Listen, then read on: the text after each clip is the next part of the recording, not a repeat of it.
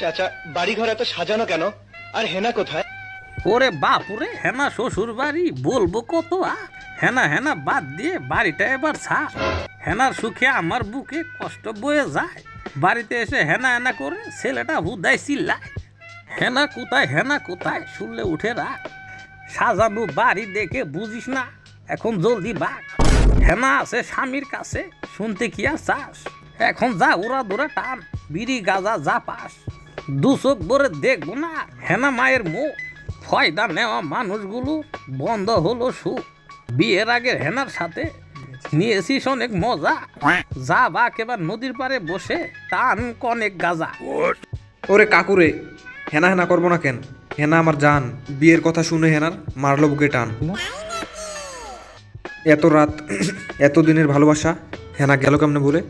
না জানিয়ে ঘর সাজিয়ে কার সাথে গেল চলে? কেমনে আমায় ভুলতে পারে? গেল কেমনে অন্যের ঘরে? কেমন ছেলে, কি কাজ করে, যার জন্য হেনা গেল আমায় ছেড়ে? ওরে বাপুরে, ছেলে সরকারি অফিসার, যদিও চুলটা মাথায় নাই। আমার হেনা অনেক সুন্দর, তাই সে হেনার যোগ্য জামাই। কিন্তু কাকু, তুমি তো জানো হেনাকে আমি কত ভালোবাসি। আর 8 মাস পর 10 মাস জমলে হেনার কোলে আস্ত হাসি।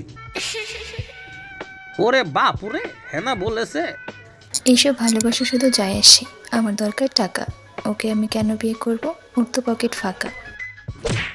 হেনা আমায় ভুললি কেমনে? ভেবেছিস ভুলে থাকবি সুখে? এবার দেখবি ভালোবাসা কাকে বলে, যখন চান্দু ভাসবে রে তোর বুকে। ভাসবে কিসে, ভুলে গেছে বউ যে আছে পাশে।